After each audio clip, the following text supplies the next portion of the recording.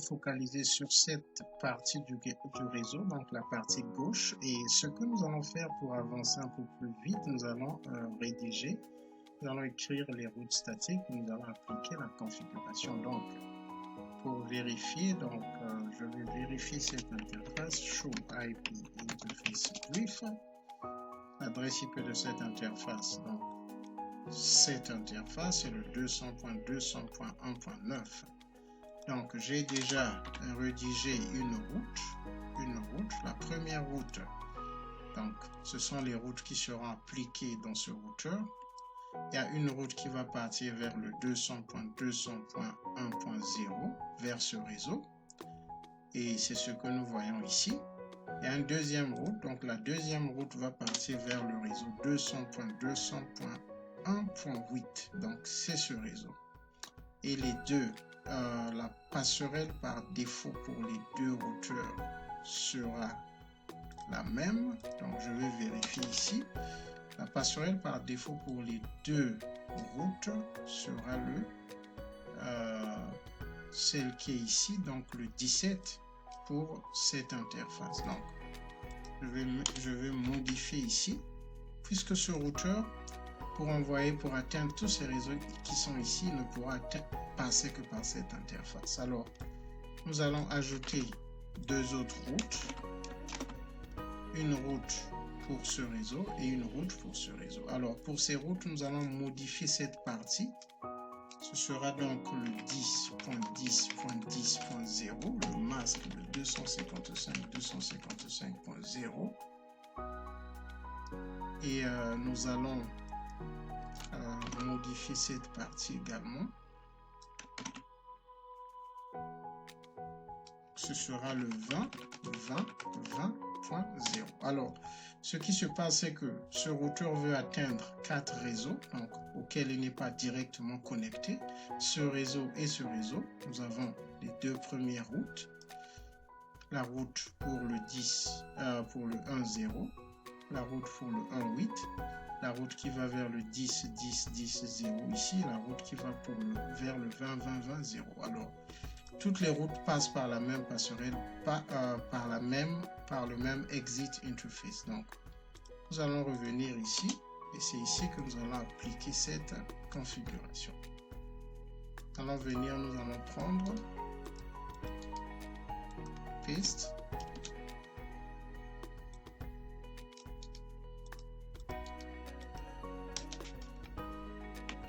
enable,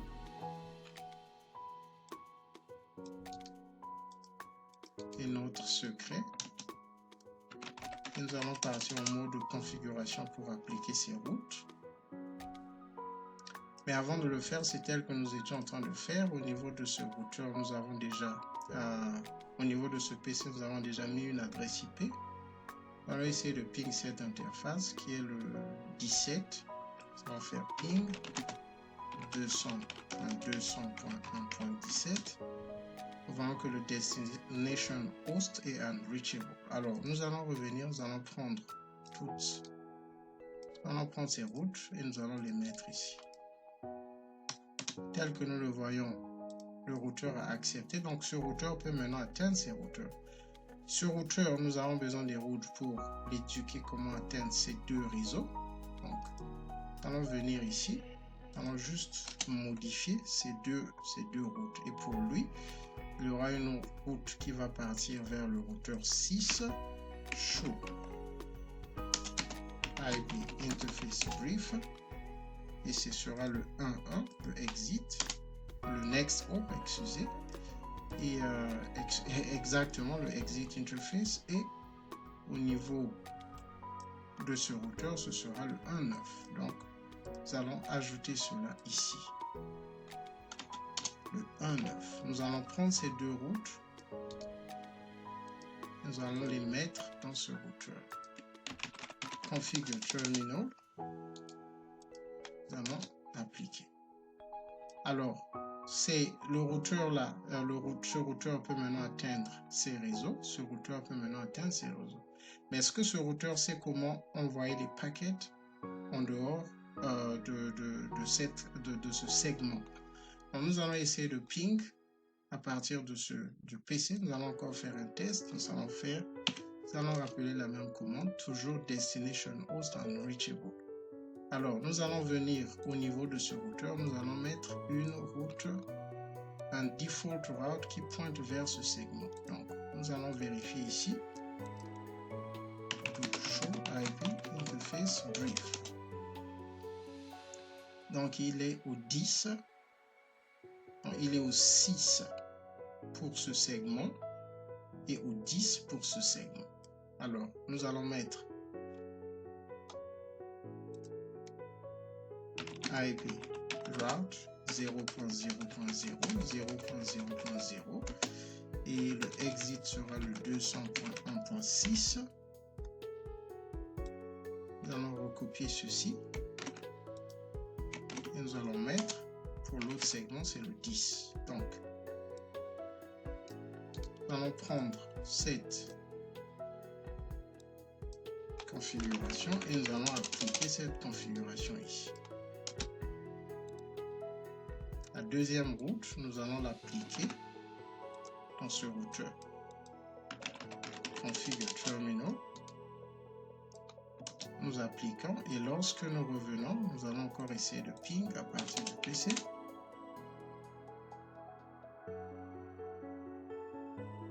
D'une certaine façon, le ping peut maintenant passer. Donc, le PC peut maintenant atteindre ce segment. Mais est-ce que le PC peut atteindre, par exemple, le 200.200.1.25? Nous allons essayer. Destination host unreachable. Donc, ce qui se passe, c'est que le PC peut maintenant, sait maintenant comment atteindre ce segment. Il sait maintenant comment atteindre ce segment. Nous allons essayer de... Mais il ne peut pas atteindre au-delà de ce segment. Pour continuer, ce que nous allons faire, nous allons venir dans ce routeur, nous allons mettre une route statique qui va pointer vers ce réseau. Donc, 200, 201 et 24. Donc, nous allons partir. J'ai déjà les templates. Je vais juste venir ici.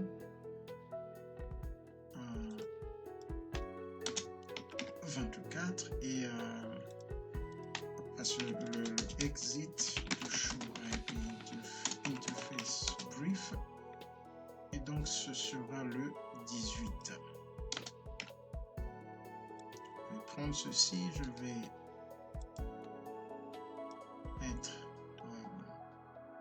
sera dans ce routeur et je vais encore essayer de ping à partir du PC. On va venir ici.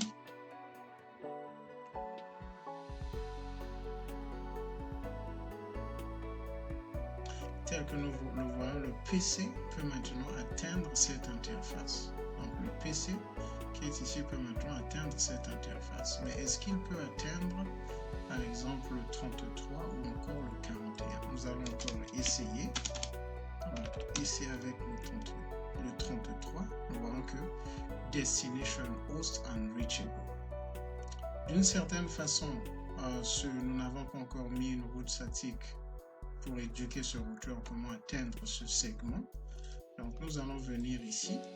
Donc ce sera le segment 16, le point 1.16. Donc je vais ajuster ici, point 1.16. Et le next hop sera le 1.25. Je vais modifier ça ici.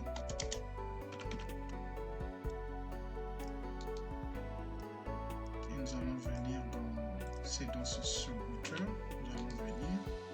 Je pense que je vais partir en mode de configuration. Nous allons appliquer. C'est fait. Nous allons revenir au niveau de ce routeur et nous allons rappeler la même commande. C'est toujours Destination Host Unreachable. On va essayer avec le 25. Il peut atteindre le 25. Nous allons vérifier. OK. Donc, il ne peut toujours pas atteindre ce segment. Cela veut dire que ce routeur doit avoir une route. Ce routeur doit avoir une route qui va l'éduquer comment atteindre ces deux segments. Donc, c'est la raison pour laquelle les routes statiques sont un peu complexes. Donc nous allons venir ici, donc nous allons mettre des routes statiques pour éduquer ce routeur comment atteindre ce segment et ce segment. Ce sera donc le IP route et les deux segments c'est le 1.32 et le 1.40. Donc nous allons mettre ici 1.40 et ici ce sera le 1.42 et le next hop sera le même. Donc ce sera le 17. Donc ils vont envoyer ces paquets à cette interface. Donc nous allons modifier ici 17. On va partir dans ce routeur. On va appliquer.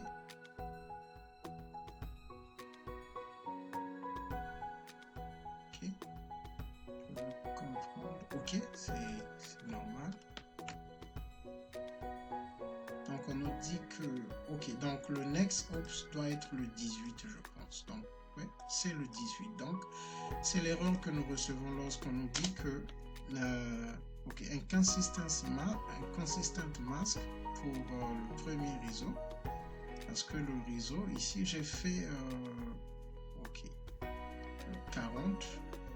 Et je pense l'autre réseau, c'est le 32. Et le next hop pour les deux, c'est le 18. Je vais modifier cela, je vais revenir au niveau de ce routeur, je vais appliquer, les deux commandes sont acceptées, je vais revenir au niveau du PC, je vais encore ping le 33, nous allons voir.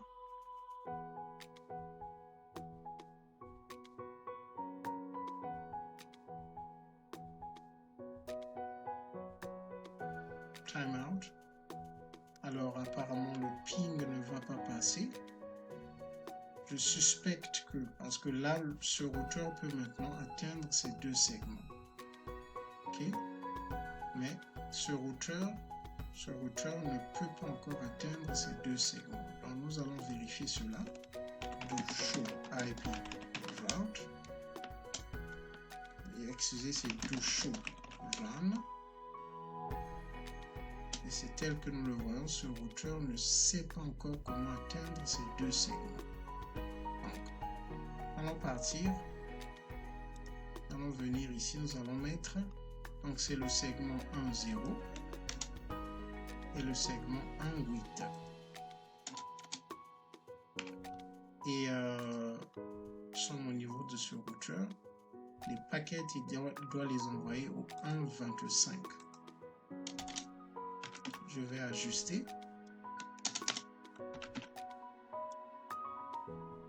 Et je vais venir au niveau de ce routeur. Je vais appliquer. Je vais encore venir au niveau du PC pour essayer le ping.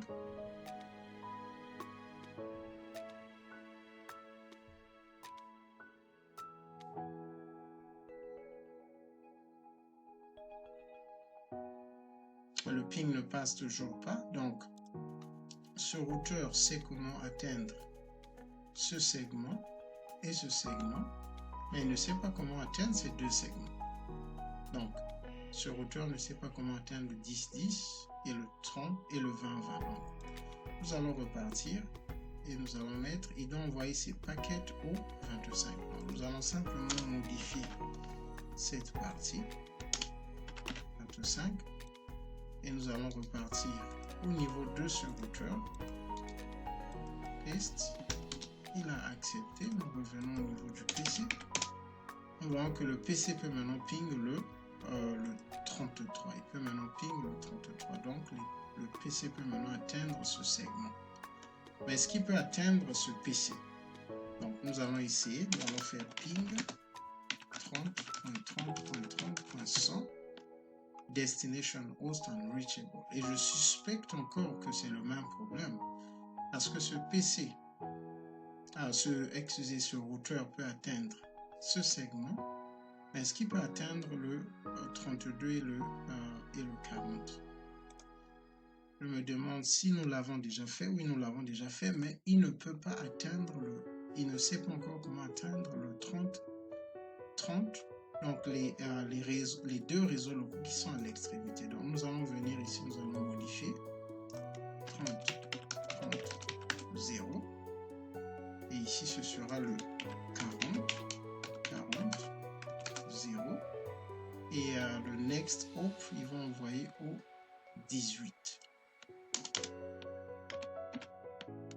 Le exit interface, excusez.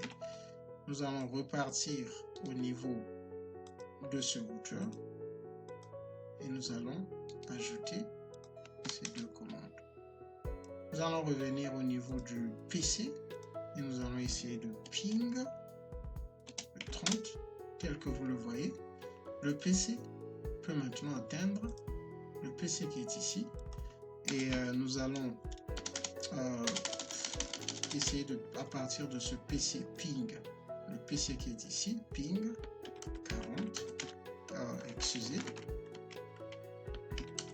40.100. Il peut ping également le PC qui est ici là. Nous allons faire un tracer pour voir la route des paquets. Tracer 40, 100. Nous voyons qu'il envoie les paquets au travers de la passerelle par défaut. Ensuite, les paquets sont transmis à cette interface. Ensuite, les paquets arrivent ici. Ensuite, les paquets viennent à cette interface. Ensuite, ils sont livrés à cette interface, puis ils atteignent le réseau local. Alors, lors de la prochaine session, nous allons examiner toutes les configurations que nous avons eues parce que nous étions plus focalisés à activer le routage. Et alors, nous allons maintenant, lors de la prochaine session, nous allons examiner toutes les routes statiques, les analyser, voir ce qu'il fallait pour activer. Et puis après, nous allons avancer, nous allons configurer des floating static routes et avancer vers d'autres paramètres avant de passer au routage IP de la version, routage statique de la version 6, donc le IPv6 static routing.